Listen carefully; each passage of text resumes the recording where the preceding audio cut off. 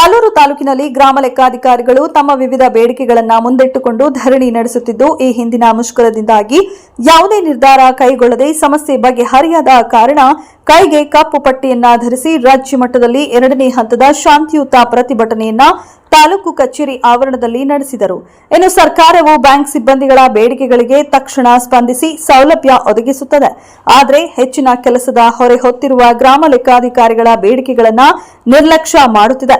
ತಮ್ಮ ನ್ಯಾಯಸಮ್ಮತ ಬೇಡಿಕೆಗಳು ಈಡೇರುವವರೆಗೂ ಮುಷ್ಕರ ಮುಂದುವರಿಸುತ್ತೇವೆ ಎಂದು ತಾಲೂಕಿನ ಗ್ರಾಮ ಲೆಕ್ಕಾಧಿಕಾರಿ ಹಾಗೂ ನೌಕರರ ಸಂಘದ ಅಧ್ಯಕ್ಷ ರವಿ ನಾಯಕ್ ಸ್ಪಷ್ಟಪಡಿಸಿ ಮಾಧ್ಯಮದವರೊಂದಿಗೆ ಮಾತನಾಡಿ ಪ್ರತಿಭಟನೆಯ ಬಗ್ಗೆ ವಿವರಿಸಿದರು. ಇನ್ನು ಸಾಮಾಜಿಕ ಹೋರಾಟಗಾರ ಕಟ್ಟೆಗದ್ದೆ ನಾಗರಾಜು ಅವರು ಪ್ರತಿಭಟನೆಯಲ್ಲಿ ಭಾಗಿಯಾಗಿ ತಮ್ಮ ಅಭಿಮತವನ್ನು ವ್ಯಕ್ತಪಡಿಸಿದರು. ನಾನು ಆಲೂರು ಕಂದಾಯ ಇಲಾಖಾ ನೌಕರ ಸಂಘದ ಅಧ್ಯಕ್ಷನಾಗಿ ಮಾತಾಡ್ತಿದ್ದೇನೆ. ಕರ್ನಾಟಕ ರಾಜ್ಯ ಗ್ರಾಮ ಆಡಳಿತದ ಅಧಿಕಾರಿಗಳ ವೃಂದದ ವತಿಯಿಂದ ಕೈಗೊಂಡಿರುವಂತಹ ಮುಷ್ಕರದ ಯಾವುದೇ ಬೇಡಿಕೆಗಳನ್ನು ಈಡೇರಿಸದ ಕಾರಣ ರಾಜ್ಯವ್ಯಾಪಿ 2ನೇ ಹಂತದ ಒಂದು ಮುಷ್ಕರಕ್ಕೆ ಕರೆ ಕೊಟ್ಟಿದ್ದೇವೆ. ಈಗ ಆಲ್ರೆಡಿ ನಾವು ಸೆಪ್ಟೆಂಬರ್ ತಿಂಗಳಲ್ಲಿ ಮೊದಲ ಹಂತದ ಒಂದು ಮುಷ್ಕರವನ್ನು ಮಾಡಿದ್ದು, ಅದರಲ್ಲಿ ನಮಗೆ ಬೇಕಾಗಿರುವಂತಹ ಮೂಲಭೂತ ಸೌಲಭ್ಯಗಳನ್ನು ನಮಗೆ ಕಲ್ಪಿಸಲಿಕ್ಕೆ ಸರ್ಕಾರಕ್ಕೆ ಬೇಡಿಕೆಯನ್ನು ಇಟ್ಟಿದ್ದು, ಅದರಲ್ಲಿ ಕೆಲವು ಆದೇಶಗಳು ಲಿಖಿತವಾಗಿ ಬಂದಿರುತ್ತೆ ಹೊರತು ಬೇರೆ ಯಾವುದೇ ನಮಗೆ ಮೂಲಭೂತ ಸೌಲಭ್ಯಗಳನ್ನ ಸರ್ಕಾರ ನೀಡಿದ ಕಾರಣ ನಾವು 2ನೇ ಹಂತದ ಒಂದು ಮುಷ್ಕರವನ್ನು ಮಾಡ್ತಾ ಇದ್ದೇವೆ. ಈ ಮುಷ್ಕರದಲ್ಲಿ ಹಲವು ನಮ್ಮ ಬೇಡಿಕೆಗಳಿದ್ದಾವೆ. ಅದರಲ್ಲಿ ಮೂಲಭೂತ ಸೌಲಭ್ಯಗಳನ್ನು ನಮಗೆ ಕಲ್ಪಿಸಬೇಕು. ಯಾವುದೇ ಒಬ್ಬ ಗ್ರಾಮ ಆಡಳಿತಾಧಿಕಾರಿಗಳಿಗೆ ಒಂದು ಕಚೇರಿ ವ್ಯವಸ್ಥೆ ಇಲ್ಲ, ಒಂದು ಕೂರಲಿಕ್ಕೆ ಒಂದು ಟೇಬಲ್ ಚೇರ್ ಆಗಲಿ ಅಥವಾ ಬರೀಲಿಕ್ಕೆ ಒಂದು ಪೆನ್ ಕೂಡ ಇಲ್ಲ. ಮುಂದುವರೆದು ಈಗ ನಮ್ಮ ಸರ್ಕಾರ ಏನಾಗಿದೆ ಅಂತಂದರೆ ಹಲವು ಯೋಜನೆಗಳನ್ನು ತರ್ತಾ ಇದೆ. ಆ ಯೋಜನೆಗಳಲ್ಲಿ ಈ ಆಫೀಸ್ ಆಗಿರ್ಬೋದು, ಸಂಯೋಜನೆ ಆಗಿರ್ಬೋದು, ಗರುಡ ಆ್ಯಪ್ ಆಗಿರ್ಬೋದು ಅಥವಾ ನಮ್ಮ 125 ಆ್ಯಪ್ ಆಗಿರ್ಬೋದು, ವಿವಿಧ ರೀತಿಯ ಎಲ್ಲ ಮೊಬೈಲ್ ತಂತ್ರಾಂಶದಲ್ಲಿ ಹಾಗೂ ಕಂಪ್ಯೂಟರಲ್ಲಿ ಕೆಲಸ ಮಾಡುವಂತಹ ಪರಿಸ್ಥಿತಿ ಇದೆ. ಈ ಪರಿಸ್ಥಿತಿಗಳಲ್ಲಿ ನಮಗೆ ಯಾವುದೇ ಒಂದು ಗುಣಮಟ್ಟದ ಮೊಬೈಲ್ ಆಗಲಿ, ಅದಕ್ಕೆ ಕರೆನ್ಸಿ ಆಗಲಿ, ಅದಕ್ಕೆ ಡೇಟಾ ಆಗಲಿ ಅಥವಾ ಒಂದು ಲ್ಯಾಪ್ಟಾಪ್, ಪ್ರಿಂಟರ್, ಸ್ಕ್ಯಾನರ್ ಯಾವುದನ್ನು ಕೊಡದೆ ಈ ಆಫೀಸಲ್ಲಿ ಮೂವ್ ಮಾಡಿ ಅಂತ ಒಂದು ಒತ್ತಡದ ರೀತಿಯಲ್ಲಿ ಕೆಲಸ ಮಾಡಿಸ್ತಾರೆ. ಜೊತೆಗೆ ಕೆಲಸ ಮಾಡೋ ನಿಟ್ಟಿನಲ್ಲಿ ಯಾವುದೇ ಮೂಲಭೂತ ಸೌಕರ್ಯಗಳನ್ನ ಕೊಡದೆ ನಮಗೆ ರ್ಯಾಂಕಿಂಗ್ ರೀತಿಯಲ್ಲಿ ಕೆಲಸ ಮಾಡುವಂಥ ಪರಿಸ್ಥಿತಿ ಈಗ ಬಂದಿದೆ. ನಮಗೆ ಈ ನಿಟ್ಟಿನಲ್ಲಿ ನಮಗೆ ಯಾವುದೇ ಥರದ ತಾಂತ್ರಿಕ ಒಂದು ತರಬೇತಿ ಇಲ್ಲದೆ ಅಥವಾ ತಾಂತ್ರಿಕ ವೇತನವನ್ನು ನೀಡಿದರೆ ನಮಗೆ ತಾಂತ್ರಿಕ ರೀತಿಯಲ್ಲಿ ಕೆಲಸವನ್ನು ತಗೋತಾ ಇದ್ದಾರೆ. ಸುಮಾರು ಒಂದು 21 ಆ್ಯಪ್ಗಳನ್ನ ನಾವು ವರ್ಕ್ ಮಾಡ್ತಾ ಇದ್ದೇವೆ ನಮ್ಮ ಮೊಬೈಲ್ಗಳಲ್ಲಿ.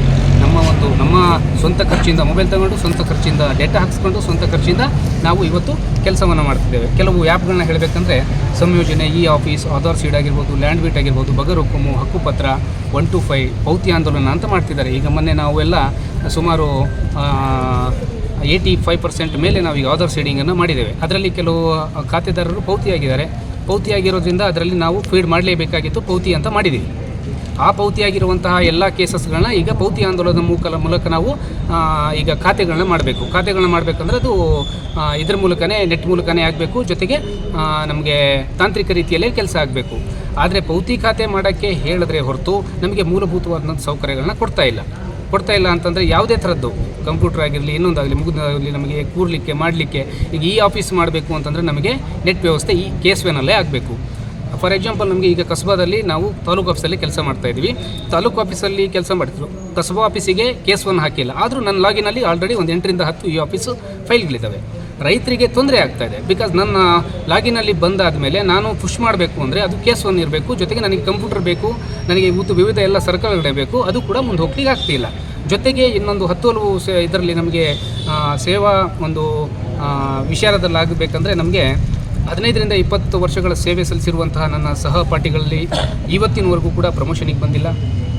ಆಮೇಲೆ 10 ಜನ ನಾವು ಏನಾಗಿದ್ದೀವಿ ಅಂದರೆ ಅಂತರ್ಜಿಲ್ಲೆಯಿಂದ ಬಂದು ಕೆಲಸ ಮಾಡ್ತಾಯಿದ್ದೀವಿ.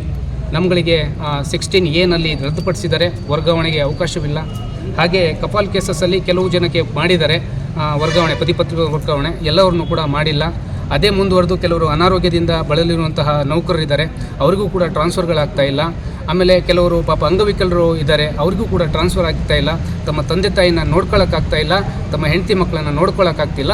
ಇವತ್ತಿನ ದಿನ ಹೇಗೆ ಪರಿಸ್ಥಿತಿ ಆಗಿದೆ ಅಂದರೆ ನನ್ನ ತಂದೆ ತಾಯಿನ ನಾನು ಬಿಟ್ಟು ಬಂದು ಯುದ್ಧ ಮಾಡೋ ರೀತಿಯಲ್ಲಿ ನಾವು ಕೆಲಸ ಮಾಡ್ತಾಯಿದ್ದೀವಿ. ಕಟ್ಟೆಗದ್ದೆ ನಾಗರಾಜ್ ಅಂತ ತಾಲೂಕಿನಾದ್ಯಂತ ರೈತರು ಮತ್ತು ಅಧಿಕಾರಿಗಳ ಜೊತೆ ಒಡನಾಟ ಇಟ್ಕೊಂಡು ವಿವಿಧ ಸಂಘಟನೆಗಳು ಸಂಘ ಸಂಸ್ಥೆಗಳಲ್ಲಿ ಅಧ್ಯಕ್ಷ ನಿರ್ದೇಶಕನಾಗಿ ಒಬ್ಬ ಸಾಮಾಜಿಕ ಹೋರಾಟನಾಗಿ ನಾನು ಸಮಾಜದಲ್ಲಿ ಗುರುತಿಸ್ಕೊಂಡಿದ್ದೇನೆ.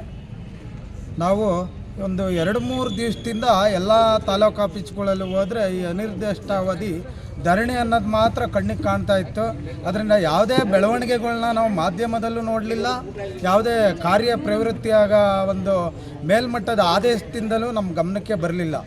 ಅದಕ್ಕೆ ಇವತ್ತು ನಾನು ಖುದ್ದಾಗಿ ಆಲಿಸಿದಂಥ ಸಂದರ್ಭದಲ್ಲಿ ನಮ್ಮ ರೈತ ಸಂಘದ ಜಿಲ್ಲಾಧ್ಯಕ್ಷರು ಗಮನಕ್ಕೆ ತಂದೆ ಈ ಥರ ಒಂದು ವಿಎಗಳದ್ದು ಹೋರಾಟ ನಡೀತಾ ಇದೆ, ಅದ್ರ ಬಗ್ಗೆ ನೀವು ಸಹಕಾರ ವ್ಯಕ್ತಪಡಿಸಬೇಕು, ಸಾರ್ವಜನಿಕ ತೊಂದರೆ ಆಗ್ತಾಯಿದೆ ಅಂದ ತಕ್ಷಣ ನಮ್ಮ ಒಂದು ಕರೆಗೆ ಒಗ್ಗಟ್ಟು ಅವರು ಯಾವುದೋ ಒಂದು ತೋಟದ ಕಾರ್ಯದ ನಿಮಿತ್ತ ಇದ್ದರೂ ಕೂಡ ಈ ಸ್ಥಳಕ್ಕೆ ಬಂದು ಒಂದು ಸಾರ್ವಜನಿಕರದ ಒಂದು ಹಿತದೃಷ್ಟಿ ಇದೆ ಅನ್ನೋದನ್ನ ತೋರ್ಪಡಿಸಿದ್ದಾರೆ. ಅದೇ ರೀತಿ ನಮ್ಮ ಭಾಜಪದ ಅಧ್ಯಕ್ಷರು ಉಮ್ಮಕ್ಕನವರು ಕೂಡ ಒಂದು ಈ ಸಮಸ್ಯೆನ ಅವ್ರ ಗಮನಕ್ಕೆ ತಂದ ತಕ್ಷಣ ಕೂಡಲೇ ಶಾಸಕರ ಪರವಾಗಿ ಬಂದು ಇಲ್ಲಿ ಈ ಸಮಸ್ಯೆಗಳನ್ನ ಆಲಿಸೋಂಥ ಕೆಲಸಕ್ಕೆ ಪ್ರಯತ್ನ ಪಟ್ಟಿದ್ದಾರೆ. ಅವ್ರಿಗೆ ಕೃತಜ್ಞತೆ ಹೇಳ್ತಾ, ರೈತ ದೇಶದ ಬೆನ್ನೆಲುಬೇಗೋ ಹಂಗೆ ಏನು ಗ್ರಾಮ ಲೆಕ್ಕಾಧಿಕಾರಿಗಳು ಸಾರ್ವಜನಿಕರಿರ್ಬೋದು, ರೈತರಿಗಿರ್ಬೋದು ಬೆನ್ನೆಲುಬು. ಯಾಕಂದರೆ ಇವರ ಕಾರ್ಯವೈಖರಿಗಳಿಂದ ಎಷ್ಟೋ ಜೀವನಗಳು ಮುಂದಕ್ಕೆ ಹೋಗೋ ಅಂಥ ಒಂದು ಪ್ರಾಥಮಿಕ ಘಟ್ಟದ ಅತಿ ಒಂದು ರಿಸ್ಕಿನ ಕೆಲಸದಲ್ಲಿ ಇವರು ಇರ್ತಾರೆ. ಇವ್ರಿಗೆ ಬೇಕಾದಂಥ ವ್ಯವಸ್ಥೆಗಳಿಲ್ಲ. ವಾಹನ ವ್ಯವಸ್ಥೆ ನಿಜವಾಗ್ಲೂ ಬೇಕಾಗಿರೋ ಅಂಥದ್ದು ತಳಮಟ್ಟದಲ್ಲಿ ಪರಿಶೀಲನೆ ಮಾಡ್ತಾ